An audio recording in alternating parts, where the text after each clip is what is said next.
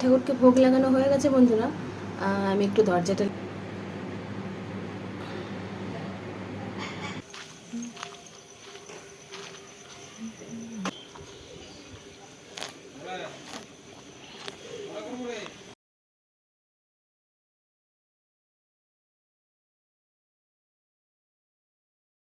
Hello বন্ধুরা, good morning, welcome back to my new blog. তোমরা সবাই কেমন আছো? আশা করি সবাই খুব ভালো আছো, আর আমরাও ভালো আছি। আর একটা সুন্দর সকালে তোমাদের অনেক অনেক স্বাগত জানালাম আমার চ্যানেলে। এই যে দুষ্টু সোনা এই সবেমাত্র ঘুম থেকে উঠেছে। এই যে দেখো বিছানাপত্রের হাল, কিছুই এখন ব্রাশ করো নি? চলো ব্রাশ করো। বিছানাপত্র এখনও বাগানো হয়নি, বাইরের কাজকর্ম সেরে এলাম। তো প্রচণ্ড পরিমাণে আজকে রোদ দিয়েছে, মুখ চোখের অবস্থা দেখেই তোমরা বুঝতে পারছো। এখন আমি আমার রুমে জানালা ধারে দাঁড়িয়ে আছি। তো জানালা দিয়ে এত আলো ঢুকছে, মুখটা তোমরা দেখতে বুঝতেই পারছো। তো আজকে এখন সকাল সকাল বাজার আনা হয়ে গেছে।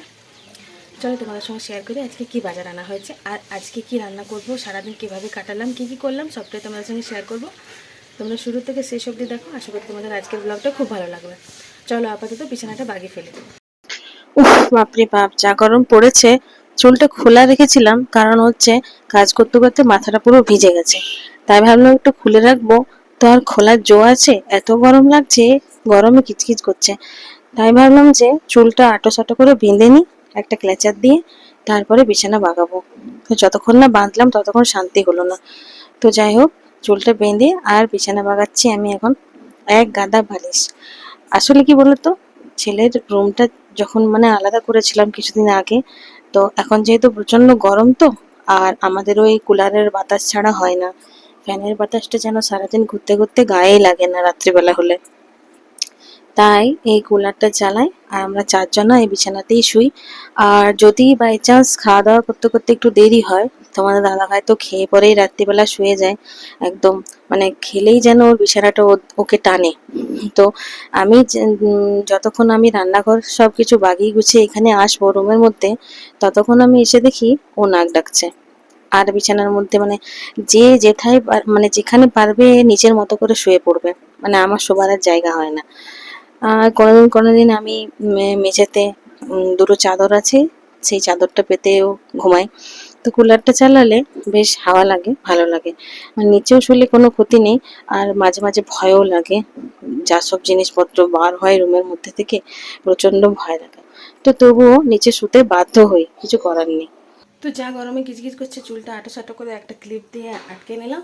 আর এই যে বিছানা বাগানো কমপ্লিট হয়ে গেছে। বালিশ টালিশগুলো রাখলাম যেগুলো, সেগুলো একটা চাদর দিয়ে ঢাকা দিয়ে দিয়েছি। বাচ্চাগুলো যা উৎপাত করে। তো চলো আমি এখন কাপড় জামাগুলো, যেগুলো বাসি কাপড় জামাগুলো আছে সেগুলো মেখে নিকা, পরে কাচা হবে।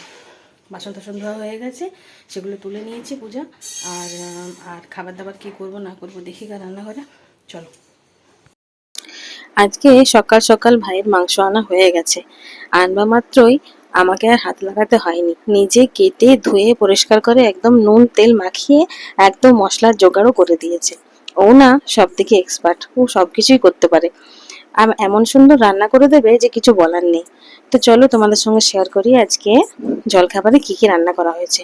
এখানে ডাল বানিয়েছি, এটা হচ্ছে ছোলার ডাল, যেটা কারি পাতা দেওয়া হয়েছে আর অল্প পরিমাণে মেথি পাতাও দেওয়া হয়েছে। এখানে সুজি বানিয়েছি, সুজিটা মিষ্টি মিষ্টি বানিয়েছি। আর এখানে আছে একটা মিক্স ভেজ তরকারি। আজকে অনেক কিছুই করা হয়েছে রুটি দিয়ে খাবার জন্য। জানি না, যখন যেমন খেয়াল হয় তখন তেমন করি। তো খুবই ভালো লাগে যদি রান্না বান্না, যদি সেরকম ভাবে জোগাড় যন্ত্র থাকে, তো সবকিছু রান্না করতে খুবই ভালো লাগে। তো চলো। তো আমার স্নান টান করে কমপ্লিট, এখন আমি ঠাকুর ঘরে পুজো দিচ্ছিলাম। আর এই যে আমার গোপাল সোনাকে আমি হাতে নিয়ে আছি, এই ঘরের মধ্যে আছি, কারণ আমি ওকে প্রত্যেক দিনই পুজো করার সময় একটু ঘরটা ঘোরাই। তো তাই এই ঘরের মধ্যে আছে। এই যে আমার গোপাল সোনা। চলো এখন ঠাকুর ঘরে যাই, ওর স্নান টান করা কমপ্লিট হয়ে গেছে, ওকে সিংহাসনে বসিয়ে দিই। গোপাল সোনাকে স্নান টান করিয়ে ঘোরাঘুরি করানোর পর ওকে চলো ফুল দিয়ে সাজিয়ে দিই। গাছে যে কটা ফুল ছিল তুললাম, আর এত উঁচু উঁচু দিকে ফুলটা আছে না, নাগাল পাই না। যে কটা ফুল হাতে হাতে সামনে পাই সে কটা ফুল তুলে নিয়েছি। আর ওই যে বললাম না, কাকিমা অনেক ফুল নিয়ে আসে, সকালবেলায় হাঁটতে গিয়ে অনেক ফুল নিয়ে আসে। তো যাই হোক, যে পুজো করে তার চেয়েও বেশি পুণ্য হয় যে ফুলের যোগান দেয়। তো তাই আমরাও আর কি আমাদের গাছের থেকেও ফুল তুলে পরে ঠাকুরকে দিই, সব ফুলগুলোই কাকিমার ফুল নিই না, আমাদের গাছেও যেহেতু ফুল আছে সব ফুলগুলো যতগুলো হাতের নাগাল পাই সব ফুলগুলো তোলার চেষ্টা করি আর কি। তো সাজি ভর্তি যদিও হয় না, তো কাকিমার ফুলগুলো দিয়ে সাজি ভর্তি হয়ে যায়। তো গোপাল সোনাকে সাজিয়ে দিয়েছি ফুল দিয়ে। এই যে নকুলদানা দিয়ে দিলাম গোপাল সোনাকে।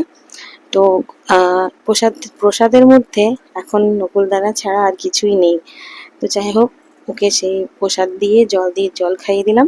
চলো এবারে রান্না বান্না করতে হবে, তো চলো রান্নাঘরে যাই, দেখি গা পূজা কতটা কাজ বাগিয়ে উঠতে পারলো। তো এখন রান্নাঘরে আমি মাংসটা নিরামিষ বসাবো, রান্নার তাই চটপট সেরে আলুগুলো পরে প্রথমে চলে ছেঁকে এসেছি নিচ্ছি এখানে প্যান দিয়ে। আমিষ আর রান্না অনেকটা করার জন্য। মাংস আছে তো, মাংসের তাই এটা আলুগুলো রাত্রে ওই যে কিছুটা বললাম রেখে দেওয়া হলো রাত্রেবেলাতে রুটি রাখা দিয়ে হবে, খাওয়ার জন্য। তাই রাত্রেবেলাতে তাই যদি কম দেখো মাংস আলু দেওয়া থাকে হচ্ছে, আলু তাহলে আলু আর আর দু দু পিস পিস করে করে মাংস মাংস খেয়েও রাত্রে রুটি রুটি দিয়ে দিয়ে খাওয়া খাওয়া হবে। যাবে। চলো আলুটা তো আমার আলু একটু দিয়ে হালকা দিয়েছি, করে ভাজা হয়ে আলুগুলো এসেছে, একটু ভাজা তুলে হচ্ছে নিই। এখন তেলে। এবারে তো মাংসটা চলো এবারে বসিয়ে মাংসটা দিই। বসিয়ে ফেলে। তো দেখতে দেখতে অনেকটা সময়ই লাগলো, তবু মাংসটার কালারটা হেভি হয়েছে। আর একটু ঝাল ঝাল বানিয়েছি, কারণ মুখটা মানে শরীর মুখগুলো না সেরকম ভালো নেই, মানে মনে হচ্ছে কোনো একটু টেস্টি খাবার যদি হয় তাহলে খুবই ভালো হয়। আর মাংস মাছই বলো বা যাই বলো, একটু টেস্টি টেস্টি না হলে খেতে ভালো লাগে না। তো যাই হোক, আমার এখানে মাংস রান্না কমপ্লিট হয়ে গেছে, আর বাকি রান্নাগুলো তো হয়েই গেছে। আর ওই যে মা এখন একটু উঠানে ঘোরাঘুরি করছিল। তো মা দেখো চলতে পারছে না, বললাম না মায়ের পায়ে প্রবলেম হয়েছে, তো এখন হাঁটা চলা একদম বন্ধ হয়ে গেছে, মাকে একদম বেড রেস্ট বলেছে ডাক্তারে। তো যাই হোক, অন্নপ্রাশন বাড়িতে ওরকম ভাবেই চললো। তখন তো মা একদমই হাঁটতে পারছিলেন না, এখন তাও একটু একটু করে গুটি গুটি পায়ে ঘরের মধ্যে যাচ্ছে। চলো সবাইকে খেতে দিয়ে দিই। আর তার আগে তোমাদের সঙ্গে শেয়ার করি যে আজকে কি রান্না করেছি। এখানে তোমাদের দাদা ভাইয়ের জন্য তো নিরামিষ রান্না করি, তোমরা সবাই জানো। এখানে আছে লাউ দিয়ে ছোলার ডাল বানিয়েছি, আর আরো কিছু করেছিলাম সেগুলো আছে রান্নাঘরে। আর এখানে আছে মাছ ভাজা, যেটা মায়ের জন্য। আর এখানে আছে মাছের ঝোল, এটাও মায়ের জন্য। আর ওই যে কাকিমা, উনি তো আমাদের বাড়িতে ভাত খান, ওনার জন্য। বিকেলবেলা আমি শুয়েছি, আর তোমার মানে রোদটা অল্প পরিমাণে ছিল। তোমাদের দাদা ভাই না বাছুর দেখতে পেয়েছে আমাদের সামনের মাঠটাতে, দেখো বন্ধুরা, একটা গাই তার এখানে একটা বাছুর বাছুরকে আছে, ওর নিয়ে মা ওকে এই সব যে থেকে ওর আদর গাটা করে। চেটে চেটে পরিষ্কার করছে। তো আমি শুয়ে পড়েছিলাম, তোমাদের দাদাভাই যেয়ে পরে একদম গরুর সামনে এসে দাঁড়িয়েছে। কারো হয়তো ওটা ছিল, গরুটা মাঠে চড়তে দিয়েছে, ঘাস খাচ্ছে নিজের মনে। আর সামনে ওর বাচ্চাটাকেও রেখেছে। এই কিছুদিন আগেই হয়তো হয়েছে, বেশি বড় নয় বাছুরটা, দেখতেই পাচ্ছ তোমরা। তো তোমাদের দাদাভাইকে যখনই আমার ছেলে বা মেয়ে বলে যে বাবা কিছু কিনে নিয়ে আসো না, ঘরে পুষবো, কুকুর হোক, বেড়াল হোক, টিয়ে পাখি হোক, তো তোমাদের দাদাভাই বলে না, ওসব কিনে লাভ নেই। টিয়ে পাখিও একদিন ফাঁকি দিয়ে উড়ে চলে যাবে, কুকুরও প্রভুভক্ত হলো, ওদের ওদের মানে ওদেরকে জন্তু জানোয়ারের কোনো বিশ্বাস নেই। একটা বরং বাছুর কিনে নিয়ে আসে। আমার তোমাদের দাদা ভাইয়ের না অনেক দিনের ইচ্ছে, ঘরে একটা গরু পুষবে, মানে ছোট্ট একটা বাছুর, মানে ছোটই হবে। হ্যাঁ, ও মানে বেশি বড় হবে না এখন, মানে ও ফোনে দেখে দেখে দেখেছে যে বেশি দামও নয়। তো ছোট্ট বাছুর একটা কিনে নিয়ে আসবে, ওর অনেক দিনের ইচ্ছে। তো জানি না শ্রীকৃষ্ণ কতদূর ইচ্ছেটা ওর পূরণ করতে পারবে। তো যাই হোক, এতটা দূর দেখো, তোমাদের দাদা ভাই আমাদের একটা পরিচিত ভাইকে বলেছে যে টাটকা দুধ, যদি গ্রাম সাইডে তো বাড়ি, ওখানে টাটকা দুধ এনে খাওয়াতে পারবি, শুধু একবার মুখে বলা। ওদের ঘরে গাই আছে, তো টাটকা দুধ একদম 2 কেজির মতো হবে, নিয়ে চলে এসছে। দেখো কেমন একদম টাটকা হলুদ দুধটা। তো তাই ভাবলাম যে শুভ কাজে দেরি করতে নেই, এই আজকে গোপাল সোনাকে এই দুধ দিয়ে পায়েস রান্না করে খাওয়াবো, ভোগ লাগাবো ওকে। তোমার দাদা ভাই বললো যে আগে গোপাল সোনাকে দেবে, তারপরে আমরা খাবো। তো যাই হোক, সবকিছুই ছিল জোগাড় যন্ত্র। তোমার দাদা ভাই গোপালের জন্য, ওর যখন জন্মদিন হয়েছিল তখনই এনেছিল, কিছুটা পায়েস করেছিলাম, কিছুটা ছিল। তো সেই আজকের এই দুধটা দিয়ে, সেই চাল দিয়ে আর চিনি টিনি সবই ছিল ঠাকুরের জন্য। আর তোমাদের দাদা ভাই তো গোপালের প্রসাদ রান্না করার জন্য সবকিছু ব্যবস্থা করে দিয়েছে, ওর আলাদা কড়াই আছে, গ্যাস আছে, এখন মানে যখন তখন আমি যা খুশি রান্না করে গোপালকে ভোগ লাগাতে পারবো। তো যাই হোক, আমার পায়েসের চাল সেদ্ধ হয়ে গেছে, আর দুধটা দেখো একদম ঘন, এত টেস্টি হয়েছে পায়েসটা খেতে। আর তারপরে গোপালের প্রসাদ বলে কথা। তো আমি একটা প্লেটের মধ্যে গোপালকে, অনেক তো গরম আমার ছিল তো তো মাত্র তাই ভোগ ঠান্ডা লাগানো করে হয়ে গেছে গোপালকে বন্ধুরা। 2টো তুলসী পাতা আর দিয়ে আমি একটু আর কি দরজাটা লাগিয়ে গোপালকে ভোগ দিয়েছিলাম, লাগিয়ে যাতে দিয়েছিলাম। আর দরজাটা লাগিয়ে দিয়েছিলাম যাতে ও নিশ্চিন্ত মনে খেতে পারে। আর তাছাড়া ঠাকুর যখন খায় তখন দরজা বা পর্দা বলো লাগিয়ে দেওয়াই উচিত। এটা তোমাদের দাদা ভাইয়ের কাছে আমি শিখেছি।